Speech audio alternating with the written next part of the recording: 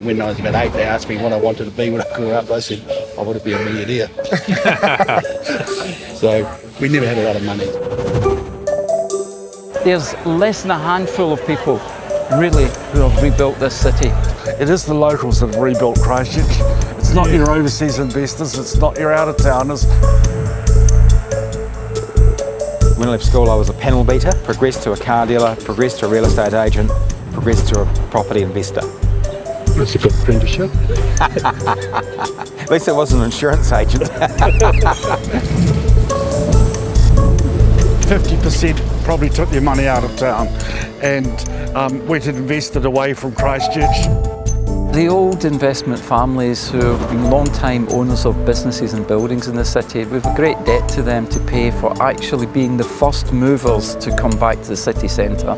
You've got Ballantyne's store, the Glassons, the Carters, and various other families who actually put huge investment back into the city at a time when we weren't even sure if the city centre could recover. This is Strangers Building, which houses Strangers Lane. This is one of my favourite buildings. It's Bonington House, which is 1883 built, and we repaired it after the quake. We owned it previously and we'd sold it and bought it back. Is that right? Yeah, couldn't let it go. So you get a good shot there. I'm certainly proud to be a Cantabrian. To invest in Auckland, while it would be simple and simplify your life, it would really go against the grain. This is my hometown, love it, and wanted to be involved in the rebuild and make a difference. Bill Willis rang me and said we've been offered funding to save the heritage wall, and he said, what's your advice? And I said, run a mile, don't go near it, because it'll cost twice as much as your budget and it'll be a nightmare. And he completely ignored me. And when This is definitely my favourite bit when you see, you know, the old windows and the old heritage wall. It's just, it's very cool.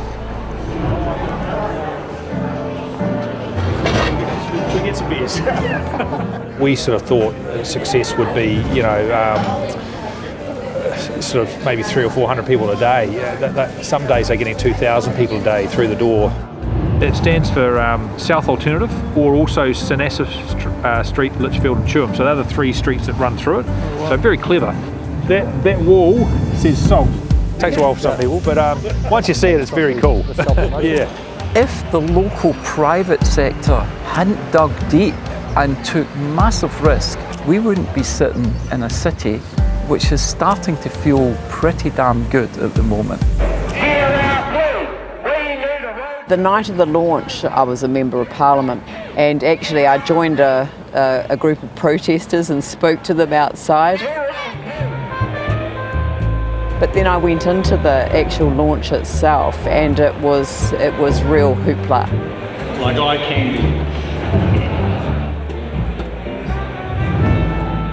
I can report to you that the external investor interest in this plan and Christchurch is extremely high, much higher than I would have anticipated. They went overseas looking for these massive investors, and we were building stuff left, right and centre. And they were rushing off to Texas and France and Germany and China. And were they successful? No, none. They didn't get any. No. Not one. Over time, people realised that expectations had been raised a bit high. A level of arrogance that was displayed by Sarah and the government at that time to any offer of outside help. In fact, I do have personal knowledge of particularly expertise and financial investment that was basically pushed away. They brought in, Sarah to apparently help with the development, but all that meant is you had to go through two processes. It was mind-numbing. Pretty close to the wire? Yes, I had to shut the show down twice. It's been a real struggle, but I'm still alive and nobody's bankrupted me, so that was nice. And I got heavily criticised by the urban design panel because they said it all looks different, and I said, is that a problem? What do you feel when you look at that? Very proud.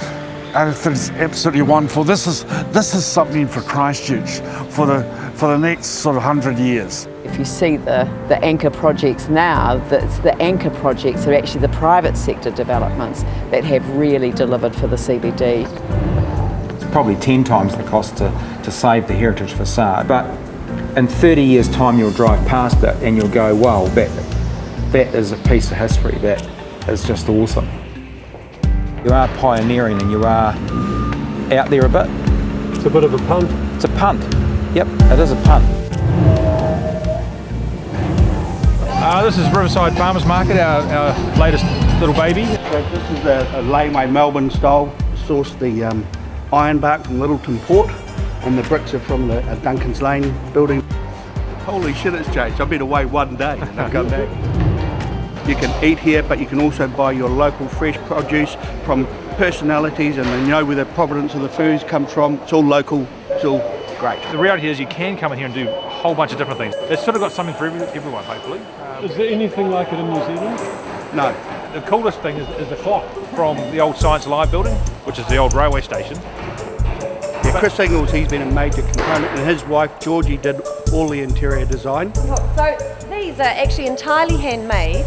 It's going to be a soft opening, and it's going to be we'll call it a rollout rather than an opening. Yeah. Are you nervous?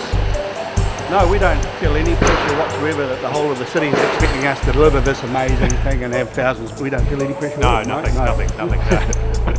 Together they've actually brought a new energy and a new type of investment and a new type of attraction into the city. It's just wonderful to see how those people have actually made an enormous mark, and we will be forever grateful to them for doing that.